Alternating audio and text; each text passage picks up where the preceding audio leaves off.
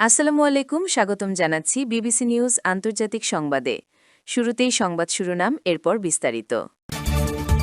Traffic camera নিয়ন্ত্রণে নিয়ে AI দিয়ে যেভাবে খামেনি হত্যার ছক কষে ইসরায়েল, এবার তুরস্কে হামলা করল ইরান। ইরানের বিরুদ্ধে অভিযান চালাতে কুর্দিদের প্রস্তুত করছে সিআইএ। আরও একটি মার্কিন F-15 ভূপাতিত করল ইরান। দর্শক, এতক্ষণ শুনছিলেন সংবাদ শিরোনাম। এখন বিস্তারিত। আপনি যদি ইসরায়েলের ধ্বংস চান এবং মুসলিমদের পাশে থাকেন, তাহলে ভিডিওতে লাইক করে চ্যানেলটি অবশ্যই সাবস্ক্রাইব করে দিবেন এবং আপনার মূল্যবান মতামত অবশ্যই কমেন্টে লিখে জানিয়ে দিবেন। এখন বিস্তারিত।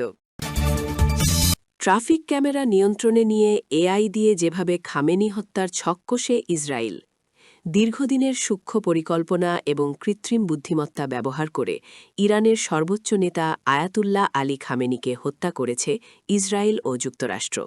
গত শনিবারের এই বহবহ হামলায় খামেনির পাশাপাশি ইরানের বিপ্লবী গার্ড কর্পাসের IRGCর শীর্ষ পর্যায়ের বেশ কয়েকজন সামরিক কর্মকর্তাও নিহত হয়েছেন।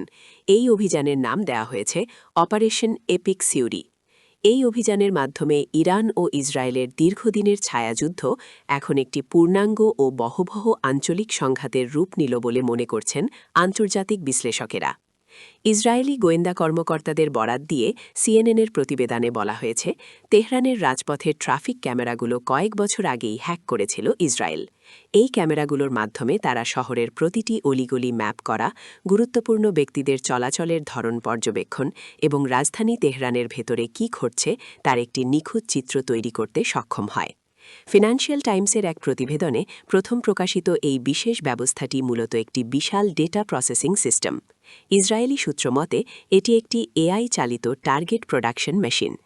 এতে মানুষের দেয়া তথ্য, সিগন্যাল ইন্টেলিজেন্স, হ্যাক করা যোগাযোগ মাধ্যম, স্যাটেলাইট ইমেজ এবং ট্রাফিক ক্যামেরার ভিজুয়াল তথ্য ইনপুট দেয়া হয়। মুহূর্তের মধ্যে শক্তিশালী কম্পিউটার এই বিপুল তথ্য বিশ্লেষণ করে 14 ডিজিটের একটি নিখুঁত গ্রিড কোঅর্ডিনেট বা অবস্থান বের করে দেয়। 10 বছর ধরে প্রযুক্তিবিদ, ডেটা অ্যানালিস্ট এবং ইঞ্জিনিয়ারদের একটি বিশেষ দল এই সিস্টেমকে নিখুঁত করার কাজ করেছে। ইসরায়েলি প্রতিরক্ষামন্ত্রী ইসরায়েল কাটজ জানিয়েছেন, এর আগে গত বছরের জুন মাসে 12 দিনের যুদ্ধের সময় খামেনিকে টার্গেট করা হলেও তিনি ভূগর্ভস্থ বাংকারে লুকিয়ে থাকায় তখন সাফল্য আসেনি। তবে এবার গোয়েন্দা তথ্যে জানা যায়, খামেনি দিনের বেলা নিজেকে তুলনামূলক বেশি সুরক্ষিত মনে করতেন। সেই সুযোগ কাজে লাগায় ইসরায়েল। মার্কিন গোয়েন্দা সংস্থা সিআইএর সহায়তায় খামেনির সঠিক অবস্থান শনাক্ত করার পর শনিবার স্থানীয় সময় সকালে দিনের আলোয় তার কম্পাউন্ডে 30টি বোমা ফেলে ইসরায়েলি যুদ্ধবিমান। খামেনির মৃত্যুর বিষয়টি গত রোববার সকালে ইরানের রাষ্ট্রীয় সংবাদ মাধ্যমে নিশ্চিত করা হয়। এদিকে এই অভিযানের প্রতিক্রিয়ায় ইরানও পাল্টা হামলা চালিয়েছে। কুয়েতে একটি মার্কিন অপারেশন সেন্টারে ইরানি ড্রোন ও ক্ষেপণাস্ত্র হামলায় অন্তত 6 জন মার্কিন সেনা সদস্য নিহত হয়েছেন। মার্কিন জেনারেল ড্যান কেইন জানিয়েছেন, কুয়েতের পোর্ট শুয়াইলা এলাকায় একটি অস্থায়ী অপারেশন সেন্টারে এই হামলা হয়। প্রতিবেদনে আরও জানা যায়, গত 11 ফেব্রুয়ারি হোয়াইট হাউসে মার্কিন প্রেসিডেন্ট ডোনাল্ড ট্রাম্পের সঙ্গে ইসরায়েলি প্রধানমন্ত্রী বেনিয়ামিন নেতানিয়াহুর 3 ঘণ্টা রুদ্ধদ্বার বৈঠক হয়। সেখানে নেতানিয়াহু ইরানের সামরিক সক্ষমতা নিয়ে নতুন গোয়েন্দা তথ্য উপস্থাপন করেন এবং পরমাণু আলোচনা ব্যর্থ হলে পরবর্তী পদক্ষেপ কী হবে তা নিয়ে আলোচনা করেন। শেষ পর্যন্ত গত শুক্রবার বিকালে ট্রাম্প অপারেশন এপিক ফিউরির চূড়ান্ত অনুমোদন দেন। এবার তুরস্কে হামলা করল ইরান। দখলদার ইসরায়েল ও যুক্তরাষ্ট্র যৌথভাবে ইরানে হামলা চালিয়ে পুরো মধ্যপ্রাচ্যে আগুন জ্বালিয়ে দিয়েছে। গত 28 ফেব্রুয়ারির ওই আগ্রাসনের পর হাতের মুষ্টি ছেড়ে দিয়েছে তেহরানও। ঝাঁকে ঝাঁকে ক্ষেপণাস্ত্র ও ড্রোন ছুটছে উগ্র ইহুদিবাদী ভূখণ্ড ও উপসাগরীয় দেশগুলোয় মার্কিন স্বার্থ সংশ্লিষ্ট স্থাপনা লক্ষ্য করে। এবার জানা গেল, তুরস্কেও ক্ষেপণাস্ত্র হামলা চালিয়েছে ইসলামী প্রজাতন্ত্র।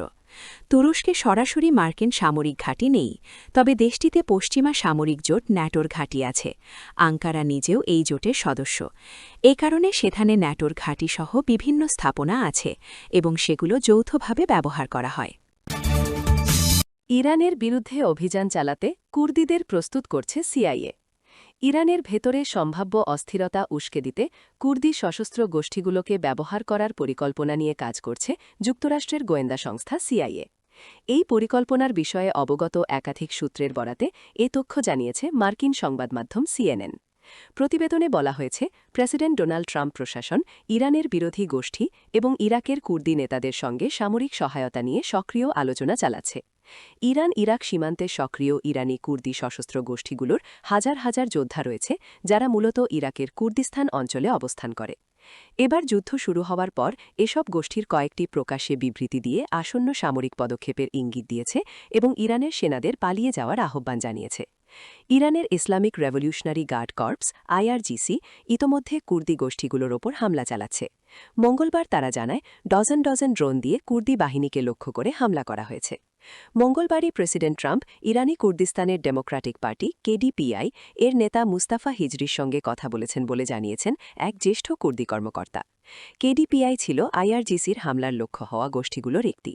ওই কর্মকর্তা জানান, ইরানের পশ্চিমাঞ্চলে সম্ভাব্য স্থল অভিযানে আগামী কয়েকদিনের মধ্যেই ইরানি কুর্দি বিরোধী বাহিনী অংশ নিতে পারে।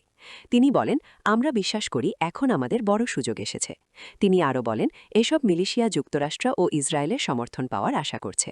রোববার ট্রাম্প ইরাকের কুর্দি নেতাদের সঙ্গেও কথা বলেছেন। সে সময় ইরানে মার্কিন সামরিক অভিযান এবং যুক্তরাষ্ট্র ও কুর্দিরা কিভাবে একসঙ্গে কাজ করতে পারে তা নিয়ে আলোচনা হয়েছে। এই তথ্য দিয়েছেন দুইজন মার্কিন কর্মকর্তা ও আলোচনার সঙ্গে পরিচিত আরেকটি সূত্র। এই তথ্য আবার প্রথম প্রকাশ করে অ্যাক্সিওস। তবে ইরানি কুর্দি গোষ্ঠীগুলোকে অস্ত্র দেওয়ার যে কোনো প্রচেষ্টার জন্য ইরাকি কুর্দিদের সহযোগিতা দরকার হবে, যাতে অস্ত্রগুলো ইরাকের কুর্দিস্তান অঞ্চল দিয়ে পরিবহন করা যায় এবং সেখান থেকেই অভিযান শুরু করা যায়। একজন সূত্র জানান, পরিকল্পনাটি এমন হতে পারে যে কুর্দি বাহিনী ইরানের নিরাপত্তা বাহিনীকে যুদ্ধে ব্যস্ত রাখবে, যাতে বড় শহরগুলোর সাধারণ ইরানিরা আবার গণবিক্ষোভে নামতে পারে, যেমনটি জানুয়ারির বিক্ষোভে দমন করা হয়েছিল। আরেক মার্কিন কর্মকর্তা বলেন, কুর্দিরা ওই অঞ্চলে বিশৃঙ্খলা সৃষ্টি করতে এবং ইরানি সরকারের সামরিক শক্তিকে বিভিন্ন দিকে ছড়িয়ে দিতে সাহায্য করতে পারে। আরও একটি ধারণা নিয়ে আলোচনা হয়েছে, তা হল কুর্দি বাহিনী কি ইরানের উত্তরের কিছু এলাকা দখল করে সেখানে অবস্থান নিতে পারে, যাতে ইসরায়েলের জন্য একটি বাফার জোন তৈরি হয়। এই বিষয়ে মন্তব্য করতে অস্বীকৃতি জানিয়েছে সিআইএ। বিদ্রোহ শুরু করানোর চেষ্টা। অ্যালেক্স ব্লিটসাস সিএনএনের জাতীয় নিরাপত্তা বিশ্লেষক এবং সাবেক মার্কিন প্রেসিডেন্ট বারাক ওবামা প্রশাসনের পেন্টাগনের একজন উচ্চপদস্থ কর্মকর্তা ছিলেন। তিনি বলেন, যুক্তরাষ্ট্র কুর্দিদের অস্ত্র দিয়ে ইরানে শাসনবিরোধী বিদ্রোহ শুরু করাতে চাইছে। তিনি বলেন, ইরানে সাধারণ মানুষ সাধারণত নিরস্ত্র। নিরাপত্তা বাহিনী ভেঙে না পড়লে তাদের পক্ষে সরকার উৎখাত করা কঠিন, যদি না কেউ তাদের অস্ত্র দেয়।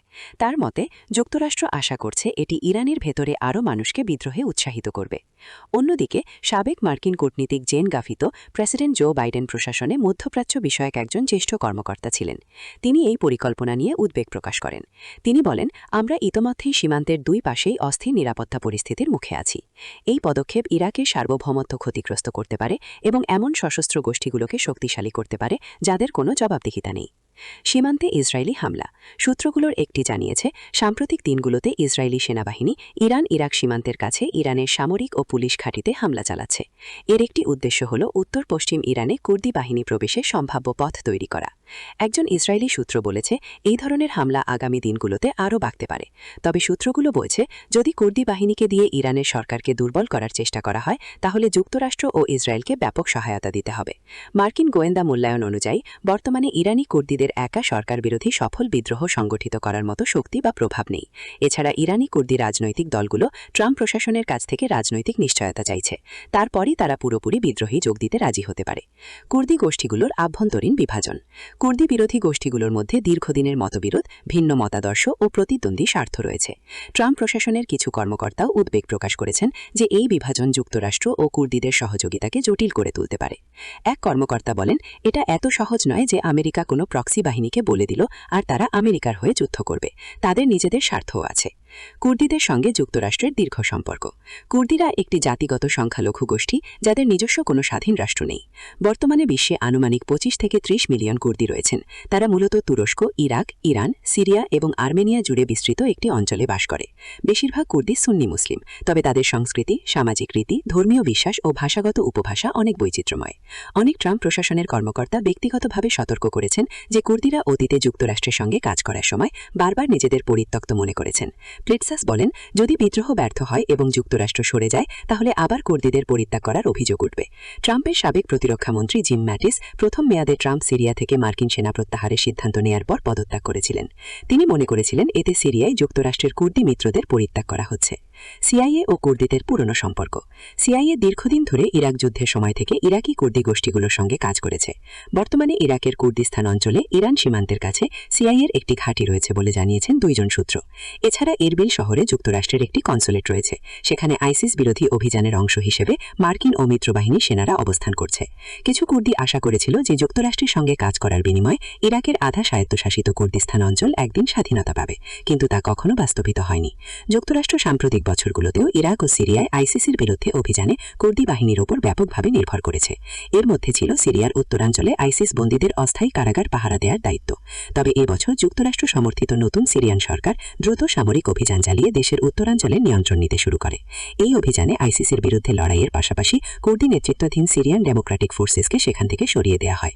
এই পরিস্থিতিতে মার্কিন সেনারা সরে যাওয়ার পর কুর্দি বাহিনীও আইসিস বন্দী শিবির পাহারা দেওয়া বন্ধ করে দেয়। জানুয়ারিতে সিরিয়ায় যুক্তরাষ্ট্রের বিশেষ দূত টম বেরাক বলেন, এসটিএফ এর সঙ্গে যুক্তরাষ্ট্রের জোটের উদ্দেশ্য এখন অনেকটাই শেষ হয়ে গেছে। ইরানের বিরুদ্ধে অভিযান চালাতে কুর্দিদের প্রস্তুত করছে সিআইএ। আরও একটি মার্কিন F-15 ভূপাতিত করল ইরান। আরও একটি মার্কিন F-15 যুদ্ধবিমান ধ্বংসের দাবি করেছে ইরান।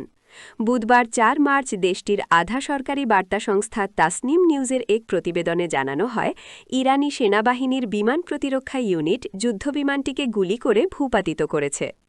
এর আগে সোমবার ২ মার্চ ইরানের খাদেম আল আনবিয়া সেন্ট্রাল হেডকোয়ার্টার জানিয়েছিল, ইরানের স্থানীয়ভাবে তৈরি বিমান প্রতিরক্ষা ব্যবস্থায় ৩টি মার্কিন যুদ্ধবিমান ভূপাতিত করা হয়েছে।